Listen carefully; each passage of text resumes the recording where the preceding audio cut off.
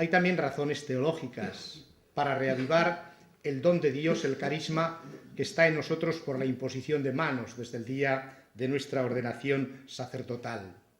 Y además estamos urgidos a dar razón de nuestra fe y de nuestra esperanza al que nos la pida por la caridad de pastores, la caridad pastoral. Yo creo que una forma de servir bien a nuestro pueblo es estar bien equipados en todos los aspectos humanos, espirituales, pastorales y también doctrinales, en el diálogo de fe-razón, en el diálogo con la ciencia moderna. Estamos, como veis, también tratando este tema de la formación doctrinal en los arciprestazgos dentro de uno de los capítulos de la situación del clero en nuestra diócesis. Hemos trabajado ya el capítulo de los aspectos humanos, hemos trabajado el aspecto del ejercicio ministerial y pastoral, y ahora se envió el cuestionario, después de aprobarlo, el Consejo Presbiteral para esta formación intelectual y doctrinal entre nosotros. Precisamente las conferencias de este curso han ido en esta línea.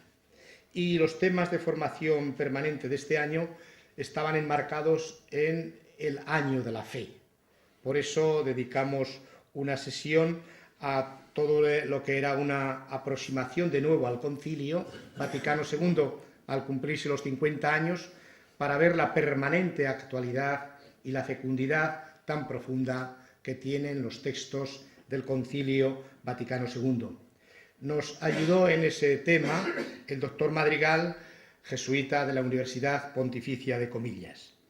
Tuvimos otra sesión sobre las claves teológicas y pastorales de la Iglesia particular o diocesana ante los retos de la nueva evangelización. Y como sabéis, nos ayudó el vicario general de la diócesis de Lleida, don Ramón Prat. Y faltaba, según la programación que está para este año, el tema relacionado entre fe y razón, revelación y ciencia. Y para ello, pues contamos hoy con una presencia muy cualificada, un gran doctor en estas materias, como es el padre Marceliano Arranz, que tratará de dos temas, me parece, de candente actualidad. Uno, como es todo el tema del diseño inteligente, algo que ha pasado de los foros académicos a la calle y al debate mediático, y otro, el tema de la ambigua gestión del conocimiento humano, como una de las materias primas más importantes para el desarrollo de los pueblos. Voy a dar unas breves pinceladas de lo que es el currículum vitae tan rico del padre Marceliano Arranz Rodrigo. Nació precisamente el 8 de abril de 1943 en Roa de Duero, provincia de Burgos. Entonces era perteneciente a la diócesis de Osma-Soria, de la que yo provengo. Es presbítero y pertenece a la Orden de San Agustín, igual que nuestro vicario general, el padre Manuel, a quien le quiero agradecer las gestiones que ha hecho para llamarle, invitarle, aunque de común acuerdo. También está el padre Esteban, pues otro padre agustino, compañero y de la comunidad de aquí de los padres agustinos de Santander. Marceliano es licenciado en Teología por la Universidad Lateranense de Roma, en la que estudió desde los años 1963 al 67, es doctor en Filosofía por la Universidad de Friburgo, en Suiza, donde se especializó en el tema de Filosofía de la Naturaleza y en Lógica Matemática. Realizó allí los estudios desde el año 67 al 74, acabando con el doctorado. Desde el año 1974, al acabar los estudios, enseña en la Facultad de Ciencias Humanas y Sociales de nuestra Universidad Pontificia de Salamanca, a la que estamos afiliados, como sabéis, nuestro seminario de Monte Corbán. Y ahí en esta facultad es catedrático numerario desde el año ya 1986. En su docencia, pues ha realizado muchas tareas y también cuenta con muchas publicaciones, hasta más de 80 títulos. Se ha interesado de manera especial en cuestiones de filosofía relacionadas con la ciencia moderna, un campo a lo mejor para nosotros muy novedoso, pero que es necesario conocer, por tanto, dónde están los grandes problemas en este área. Se ha ocupado de la actitud de la ciencia ante el problema de la trascendencia y de las implicaciones filosóficas de la cosmología, de la termodinámica y de la biología molecular. También ha dedicado numerosos trabajos a cuestiones relacionadas con el hombre, origen de la especie humana, determinismo genético, manipulación genética y eugenésica del hombre, relaciones de la mente-cerebro, de la sociobiología, del significado de la cultura humana y de la problemática del medio ambiente. Finalmente y sobre todo ha cultivado el estudio de las cuestiones más importantes relacionadas con la filosofía del viviente, naturaleza y origen de la vida, teoría de sistemas, transformismo biológico, etc. Es miembro del Consejo de Redacción de la revista Religión y Cultura desde 1975 hasta hoy, director de esa misma revista desde el año 1984 hasta el 93, miembro del Consejo de Redacción de otra revista, Cuadernos Salmantinos de Filosofía, desde su fundación hasta la fecha, y es miembro fundador de la Sociedad Castellano-Leonesa de Filosofía. Fue secretario general y director de la Escuela Universitaria de Informática de la Universidad Pontificia de Salamanca y, por los que he más conocido, en los últimos años, durante 3 trienios, rector de la misma Universidad de Salamanca, desde el año 2002 hasta el año 2011. El padre Marceliano Arranz Rodrigo pues es conocido en los foros académicos, universitarios, y nosotros los obispos pues hemos tenido ocasión de escucharle muchas veces en la asamblea de la Conferencia Episcopal, el informe que ha presentado siempre de la Universidad Pontificia de Salamanca. A él se le debe sin duda la expansión que ha tenido la universidad, no solo en los estudios eclesiásticos, sino sobre todo en los estudios humanistas, en los estudios de las ciencias, de tal manera que se ha consolidado la Universidad de Salamanca como un foro y un ámbito desde la Iglesia para poder dialogar con el mundo de la universidad. Le agradecemos esta presencia, precisamente el día de su cumpleaños, y queremos que se sienta aquí a gusto, en casa, y vamos a dejarle la palabra para que él divida el tiempo hasta las 2 en los 2 momentos que queremos tener. Muchísimas gracias, señor obispo. Muchas gracias por su felicitación. Siempre es para mí un honor y una gran alegría dirigirme a hermanos sacerdotes para aportar algo, seguramente que será poco, a la formación permanente. Creo en ella profundamente, señor obispo, precisamente porque los tiempos cambian, como dice, que es una barbaridad, como dice la vieja canción, y ponerse al día en los tiempos que corremos no es nada ocioso.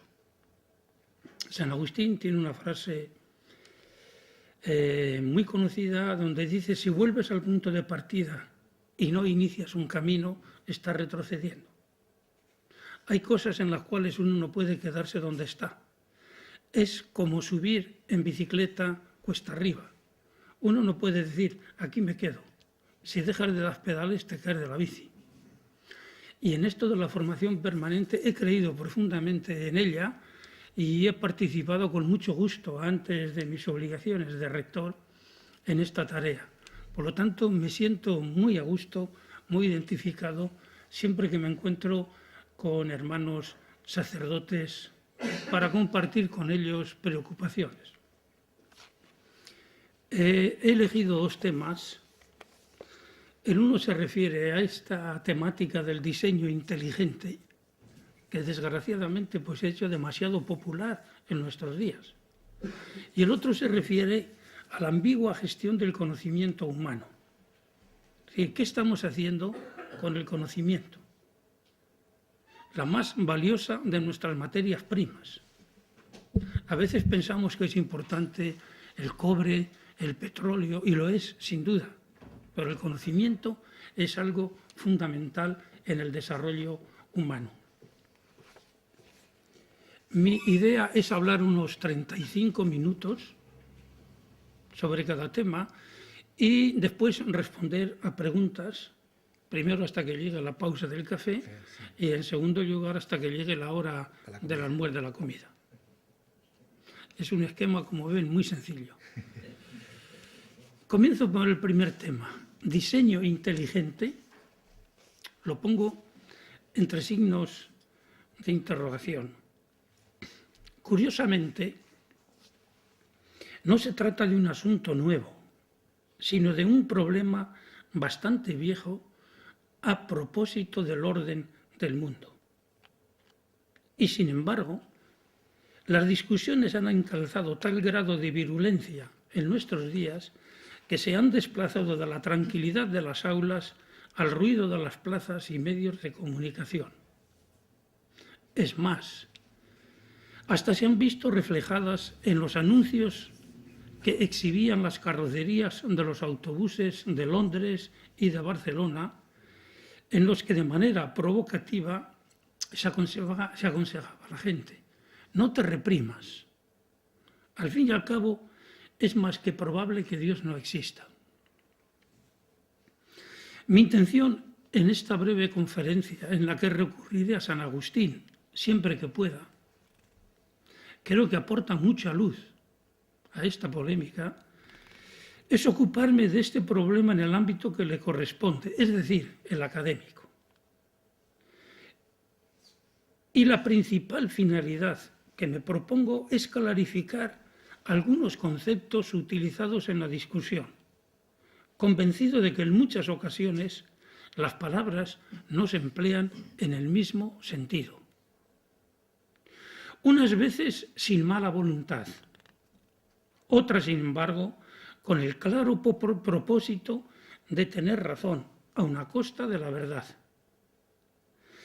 En efecto, pocas tácticas son tan eficaces en una discusión como identificar conceptos parecidos, aunque distintos, para, aprovechándose del equívoco, caricaturizar la posición contraria y triunfar más fácilmente sobre quienes la defienden.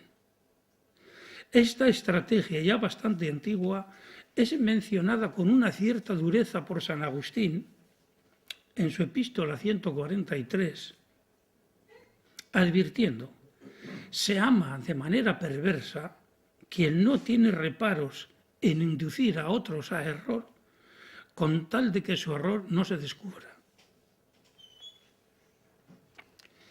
El contexto actual de un viejo problema. La polémica del diseño inteligente es tan antigua como el pensamiento filosófico occidental. De hecho, el mismo Platón se refiere a ella, como siempre de manera inimitable, en uno de sus diálogos. Cito: ¿creemos nosotros, Protarco, pregunta el Sócrates de los diálogos platónicos, que el conjunto de las cosas y eso que llamamos el universo están regidos por el poder de lo irracional, del azar, del acaecer ciego, o diremos por el contrario que el entendimiento y una sabiduría admirable son los principios que lo ordenan y gobiernan?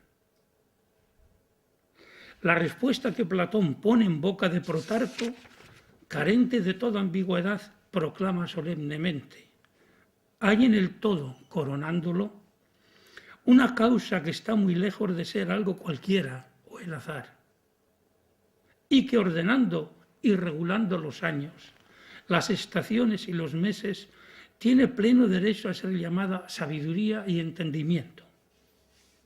El entendimiento rige desde toda la eternidad el universo.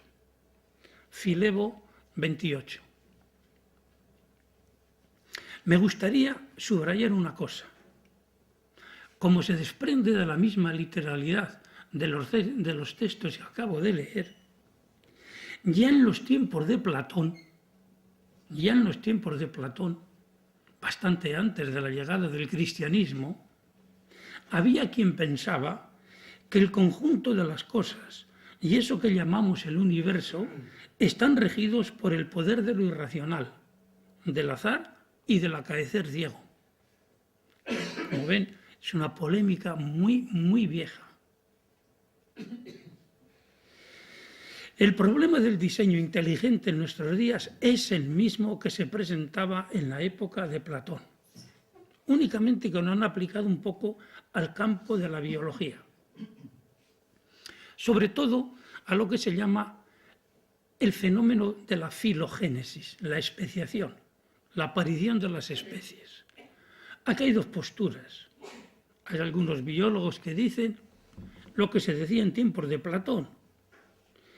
El azar, el acontecer ciego, ha hecho que fuesen apareciendo las distintas formas de vida. Una inmensidad de formas de vida. Solamente desde el precámbrico, que son las formas de vida que conocemos, pues, no hay cifras. Pero se puede hablar de 30 millones de formas distintas de vida, sin contar las formas de vida microscópicas. Por lo tanto, es una cosa inmensa. Algunos han dicho esto ha sido fruto del azar, de lo irracional. Otros dicen, bueno, había un cierto orden, había líneas hacia el hombre, el mundo se iba haciendo más complejo, el sistema nervioso central se iba desarrollando. Esta es la vieja polémica del diseño inteligente. La mayor parte de los biólogos defienden el carácter imprevisible del proceso que condujo a la diferenciación de los organismos terráqueos. Yo nunca he podido sustraerme a la impresión de que quienes con tanto entusiasmo aplauden esta interpretación de Darwin no lo hacen por motivos científicos, sino porque ven en ella un poderoso aliado para defender sus prejuicios antirreligiosos. No nos engañemos. Hay una especie de movimiento, de corriente, en el cual parece que la religión pues, no es políticamente correcto, que es una explicación mitológica. En esta ponencia lo que trataré de explicar, partiendo de San Agustín, es el modo que tenemos de enfrentarnos a ella. Comprendo que para alguien puede resultar un poco abstracto lo que yo voy a decir, que puede ser trabajoso, pero creo que es muy importante cuando la gente nos pregunta, a mí me lo dice mucho, oiga, ¿usted qué piensa de eso del diseño inteligente? Que podamos decir siquiera 3 o 4 principios que nos sirvan para responder a quienes acuden a nosotros. Vamos a ver, comencemos con la cuestión terminológica. ¿Qué es eso de un diseño? Diseño. Si miramos el diccionario, diseño es una delineación, un esquema, un plan, una muestra, un bosquejo, y suele utilizarse en relación con los productos de la industria y del arte. Es un bosquejo, es un esquema, un diseño. En términos coloquiales, hablamos de diseño de un vestido, de una máquina, de una obra artística. Tomado en este sentido, a nadie se le ocurre dudar de que todo diseño tiene como origen una inteligencia. Yo publiqué hace años un artículo que se ha hecho muy popular ahora en Salamanca porque un profesor se lo entregó a los alumnos de su instituto y de otros institutos para que lo leyesen y lo juzgasen. El artículo lleva un título un poco provocativo sobre pulgas de playa y latas de Coca-Cola. Se me ocurrió precisamente en una playa, en Asturias, un día que entregado al placer de los elementos, del sol y del agua, las pulgas de playa no me dejaban dormir. Cerca de allí había una lata de Coca-Cola abollada y a mí se me ocurrió la siguiente reflexión. Si a mí se me ocurre decir que esa menguada lata de Coca-Cola la ha producido al azar, todo el mundo se ríe de mí. Y sin embargo quieren que yo me crea que estos animalitos los ha producido al azar. Las pulgas de playa, digo, aquí no hay simetría. De alguna manera esto hay una cierta contradicción. Una cierta contradicción. Y mientras me entretenía en calcular cuánto debería saltar un hombre, hice un algoritmo y todo, para compararse con las pulgas de playa, me convencí de que tenía que escribir algo sobre eso. Bien, este artículo ha estado circulando ahora por los institutos de Salamanca y las reacciones que me han llegado son de lo más inesperado. Porque yo no menciono nunca a Dios en ese artículo. Ni la providencia, ni nada. Lo único que digo es que es injusto que nadie admita que el azar produce una lata bollada de Coca-Cola y me quieran hacer creer que ha producido las pulgas de la playa. Ese era mi argumento. Y todo me tocaba, ahí donde me di cuenta, porque yo puedo ser feliz sin Dios. Me escribieron hasta alumnos y alumnas de bachillerato unas cosas que he guardado, alguna vez publicaré sobre ello. Bien, esto es el diseño. Y cuando hablamos de diseño inteligente y lo aplicamos al mundo, la gente se nos echa encima. ¿Qué es eso del diseño inteligente? Ahora, no se olviden, 300 años antes de Cristo ya existieron los atomistas, Leucipo y Demócrito, que decían que todo estaba regido por el azar y la necesidad. Este es un problema que recorre toda la historia de la humanidad como un hilo rojo. Otro término que convendría aclarar es el de creación y creacionismo. Creer en la creación significa atribuir el ser y el orden del universo a la actividad de una causa trascendente, inteligente y buena. Esto es creación. Esta doctrina, basada en la Biblia, había irrumpido en el mundo cultural de Occidente como un modelo radicalmente novedoso de explicar el ser y el orden del mundo. Por lo tanto, ser creado, en esencia, significa depender de un ser necesario, es decir, de un ser que no puede no existir. Sea quien sea Dios, sea el mundo, sea quien sea. O decimos que las cosas vienen de la nada, o decimos que el ser viene del ser. Y si el ser del mundo ha tenido un comienzo, pues tiene que haber alguna cosa antes del ser del mundo. Esto es ser creado. Sin embargo, en el contexto cultural de los Estados Unidos, en lugar de hablar de creación, se habla de creacionismo, una postura ideológica basada en una interpretación literal de la Biblia que defiende la inmutabilidad de las especies y pone en tela de juicio el valor científico de los argumentos en favor del transformismo biológico. Pues bien, la Iglesia Católica defiende la doctrina de la creación, pero no defiende el creacionismo. Yo estoy harto ya de leer en revistas y libros cuando, por eso me referí en la introducción, la gente cuando habla de creación está hablando de creacionismo. Y para rechazar el creacionismo, me dice, bueno, eso del creacionismo, que dice que la vida existe desde hace 6.000 años, que las especies no se transforman. Oiga usted, ¿qué se lo dice el creacionismo? No lo dice la Iglesia Católica en su doctrina sobre la creación. Esto es muy importante que se lo hagan ver a los demás. La Iglesia Católica cree en la creación, no es partidaria del creacionismo.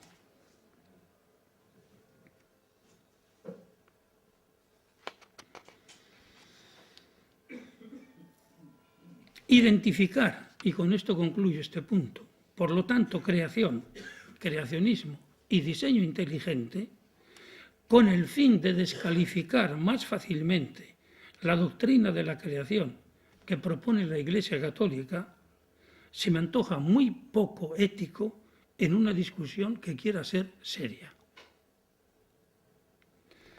La identificación que en los Estados Unidos se hace de estos términos, creación, creacionismo y diseño inteligente, no es correcta. Y desde luego no es exportable ni generalizable al resto del mundo.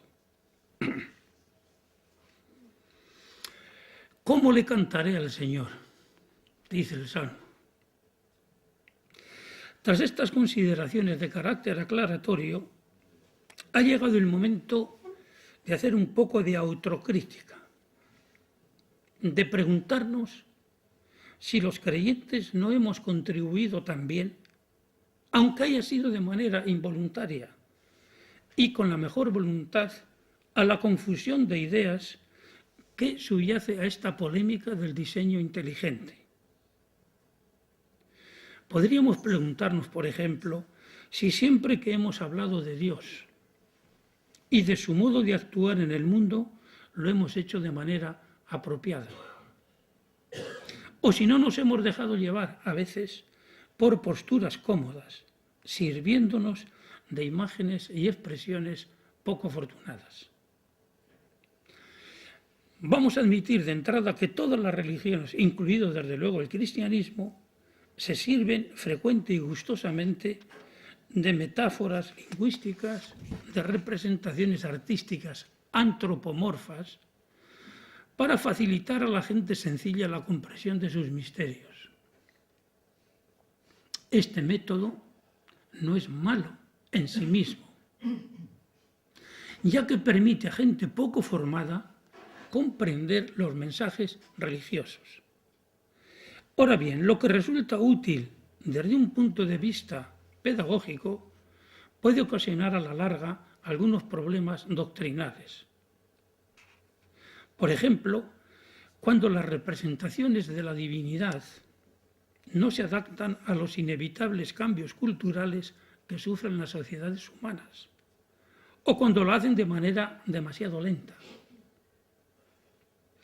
Puede suceder también que, tomadas demasiado al pie de la letra, ciertas imágenes y metáforas de otros tiempos sobre la divinidad choquen de manera frontal con el pensamiento científico de nuestros días, elaborado de manera más rigurosa.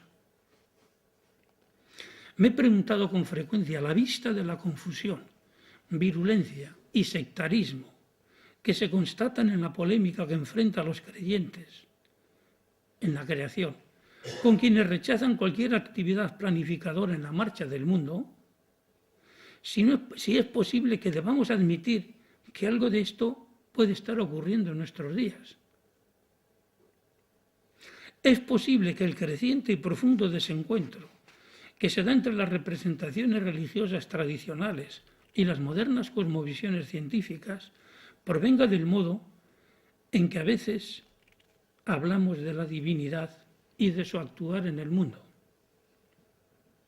En cualquier caso, y es aquí el meollo de mi ponencia, podría resultar útil intentar, con la ayuda de San Agustín, pasar revista a las metáforas y expresiones lingüísticas que, aplicadas a Dios, pudiesen resultar más difíciles de compatibilizar con el modo de ver las cosas propio de las ciencias modernas. Hablar dignamente de Dios, según San Agustín. En el sermón 117 dice San Agustín de manera lapidaria: si comprehendis, non es Deus. Si lo has entendido, es que no se trata de Dios. Si lo has entendido, es que has antropomorfizado a Dios. Lo has reducido al tamaño de tu inteligencia. Alguien me dirá, ¿y cómo hago? Bien, hay que ser consciente de que hablar dignamente de Dios resulta difícil. De Dios puede decirse todo, pero nada dignamente. Y si buscas un nombre apropiado, no lo encuentras. Comentario del Evangelio de San Juan, capítulo 13. Omnia possum dici de Deo, et nihil digne dicitur de Deo, queris congruum nomen non invenis. San Agustín, entre los padres de la Iglesia, ocupa un lugar destacado por la asiduidad y contundencia con que denuncia las insuficiencias del lenguaje humano para hablar con propiedad del misterio de Dios. Y San Agustín creía en Dios, ciertamente, pero aceptaba que era un misterio. Y que en nuestro lenguaje, en nuestras representaciones, a veces lo antropomorfizamos.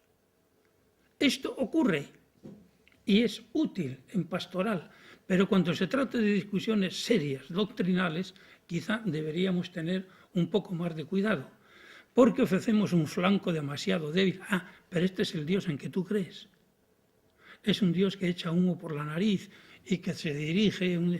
No, mire usted, es que estas son metáforas para hablar de Dios. Bueno, pues explíquemelo bien. Hay un texto de Xenófanes de Colofón, porque esto es muy viejo también, no me resisto a leerlo. Los mortales imaginan dioses que han nacido y que tienen vestidos, voz y figura humana como ellos. Los etíopes dicen que sus dioses son chatos y negros, y los tracios que tienen los ojos azules y el pelo rubio. Y si los bueyes, los caballos o los leones tuvieran manos y fueran capaces de pintar con ellas y de hacer figuras como los hombres, los caballos dibujarían las imágenes de los dioses semejantes a la de los caballos, y los bueyes semejantes a la de los bueyes, y harían sus cuerpos tal y como cada uno tiene el suyo.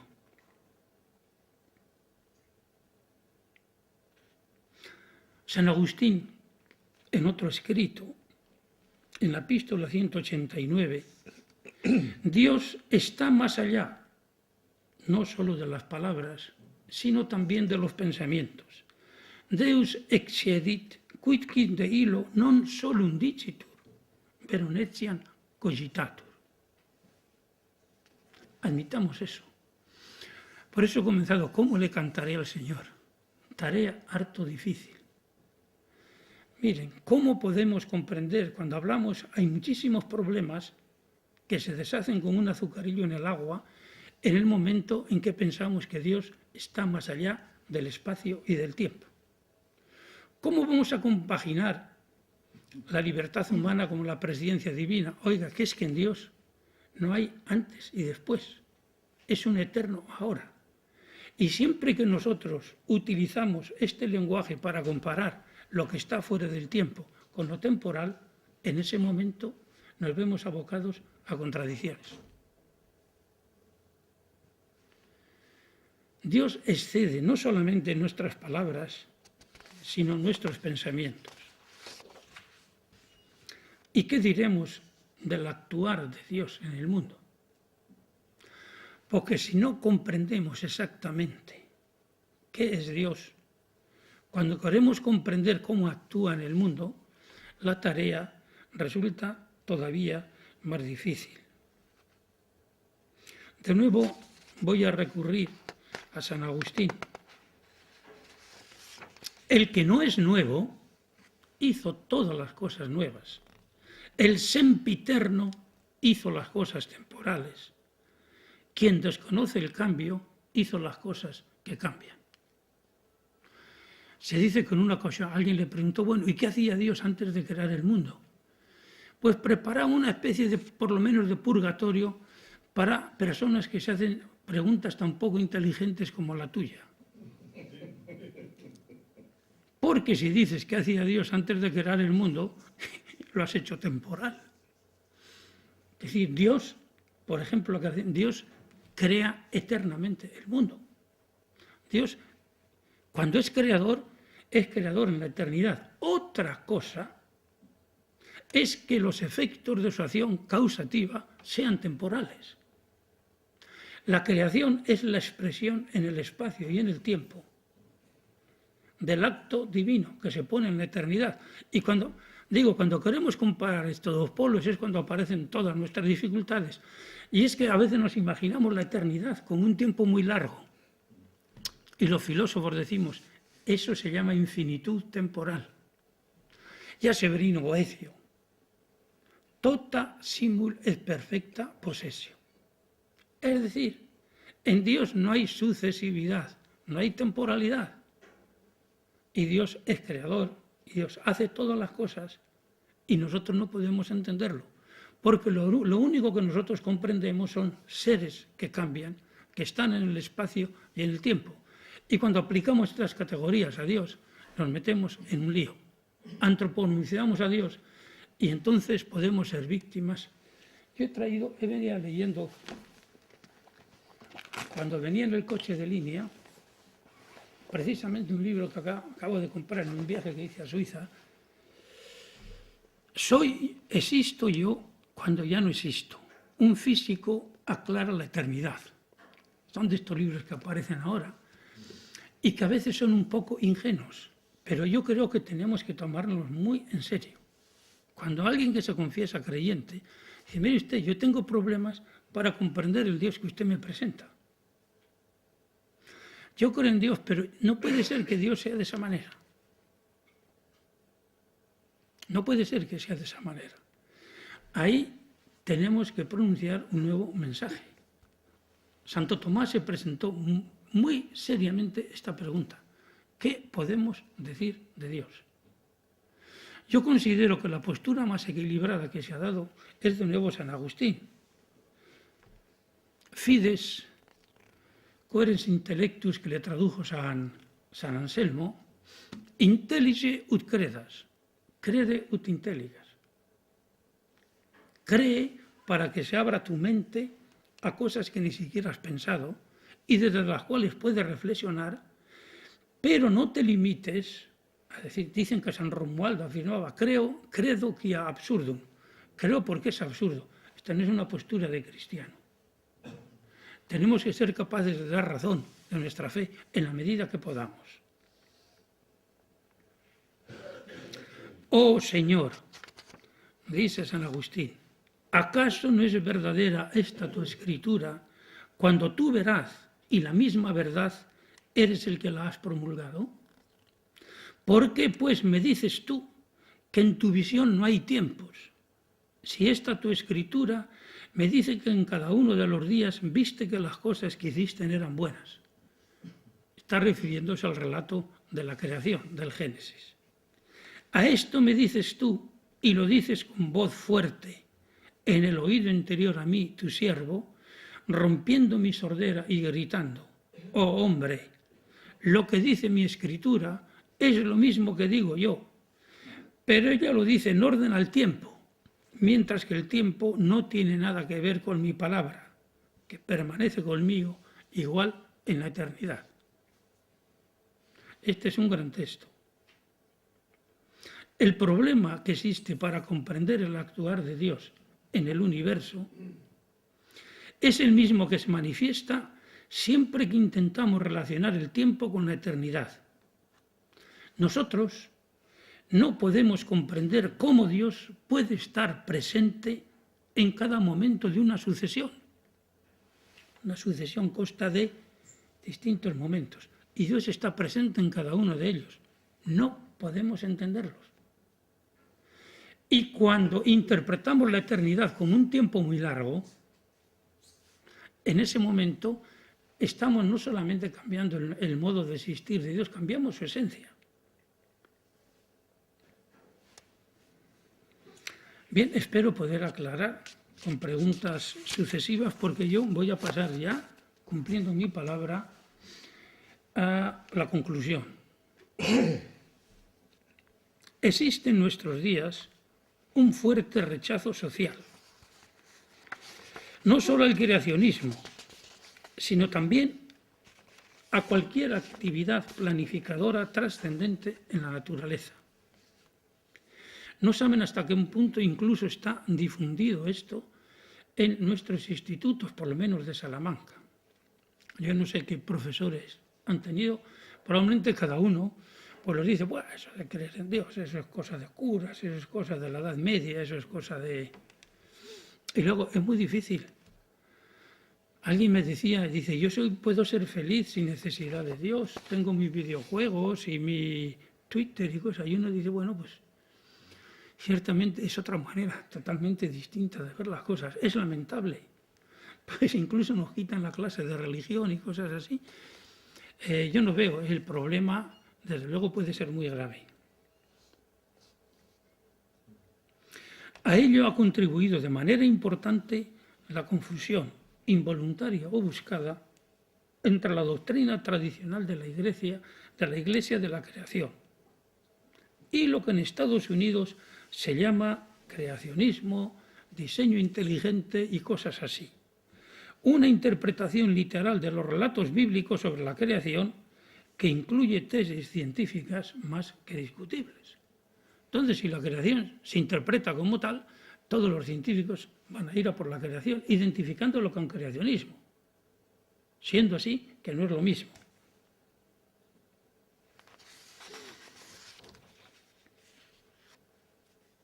Tampoco es necesario interpretar de manera absolutamente inflexible el concepto de planificación o diseño, que este es a veces un error que se comete, de modo que no quede ni un resquicio para la más leve desviación. La planificación, el diseño, puede interpretarse de manera absolutamente rígida, al modo de la ejecución de un programa de ordenador. Puede interpretarse así. Pero también puede interpretarse como el discurrir de un río hasta el mar donde desemboca. Un proceso en el que se mantiene una orientación de fondo, pero que es perfectamente compatible con la existencia de meandros y pequeñas desviaciones.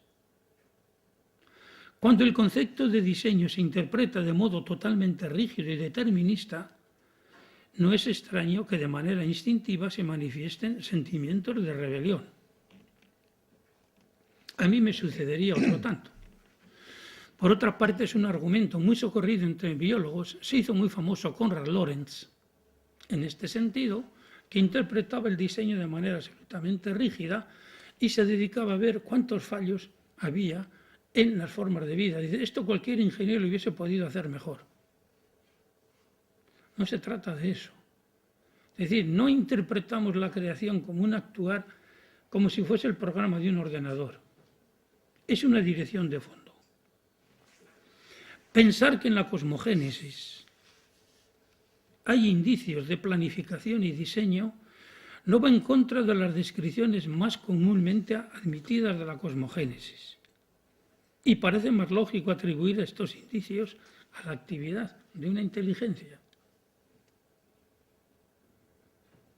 Esta visión trascendentalista de las cosas no carece ciertamente de dificultades y requiere una buena dosis de fe para ser aceptada. Pero las dificultades de quienes recurren al azar para explicar las cosas no son menores y exige, por supuesto, idénticas dosis de fe para admitirlas. En el pórtico de la gloria de la Catedral de Santiago de Compostela, que con toda seguridad todos ustedes conocen, hay un apóstol o profeta, he estado pensando y no recuerdo, que sonríe enigmáticamente, de un modo que podía ser interpretado incluso como socarrón. Está mirando a todos. Mientras contempla las numerosas figuras que adornan las arquivoltas del pórtico, casi todas ellas tocando instrumentos musicales de la época y que se supone representan al cielo. Muchas son las interpretaciones que se han hecho de esta enigmática sonrisa. Personalmente nunca he podido evitar la tentación de interpretarla como un gesto irónico ante el modo tan crudamente antropomorfo como se representa la gloria. La gloria, pues esa gente tocando esos instrumentos, realmente la gloria va a consistir en eso. A veces representamos, estamos en una nube tocando el violín o cosas así. A eso me estoy refiriendo. Quizá he añadido a propósito un poco más de sal, para decir lo que a veces tenemos que evitar. Yo no digo en la catequesis normal de los domingos, sino cuando nos enfrentamos a la tarea de responder pues, a obras como esta, que en ese momento quizá deberíamos utilizar un lenguaje más cuidado. Y no tenemos necesidad, ¿sí? Hay muchas cosas que están inventadas. San Agustín en esto fue un verdadero maestro, porque él mismo pasó mucha parte de su vida fuera de la iglesia. Estuvo con los maniqueos, se enfrentó a las grandes cosmovisiones, él participó de estas inquietudes y a la postre, ¿qué es lo que nos dijo? Hay una frase que hemos estado repitiendo en esta época de Pascua, a mí me ha impresionado mucho, he meditado mucho sobre ella, y entonces se los abrió la mente y comprendieron las Escrituras. Delante de los mismos hechos, los apóstoles comenzaron a pensar de otra manera. ¿Por qué no conocieron a Cristo en el camino de Maús? Iban con él y no le conocieron. ¿Por qué no lo conocieron cuando estaba a la orilla del lago de Galilea preparándoles un almuerzo de pescado? ¿Qué ocurrió en un determinado momento? Que recibieron una luz y mediante esa luz fueron capaces de comprender las mismas cosas, pero de otra manera. Un ejemplo típico, de nuevo, es San Agustín. Él confiesa que no entendía que se pudiese hablar tan mal como hablaba la Sagrada Escritura. El maestro de elocuencia. Dice, está muy mal escrito esto. Y escuchando a San Ambrosio, porque hablaba muy bien, le llegó una nueva luz, una nueva manera de ver cosas que eran de siempre. Quizás lo que nos falte a nosotros y lo que tengamos que transmitir, más que hechos y cosas, que la gente ya los conoce demasiado, es ser capaces de transmitir esa luz que haga que las veamos en una nueva perspectiva. Muchas gracias por su atención. Muy bien, pues muchas gracias, Padre Marceliano Arranz Rodrigo, por esta claridad en la exposición sobre este primer tema, el diseño inteligente, que sin duda pues, ha provocado en nosotros reacciones. Y ahora pues, podemos formular cuestiones después de haber escuchado pues, este planteamiento que nos abre a horizontes nuevos, sobre todo en la presentación de la doctrina y del pensamiento de la revelación y de la fe de la Iglesia, en confrontación con el mundo científico de hoy, que también es muy plural y de muchas reacciones. Entonces,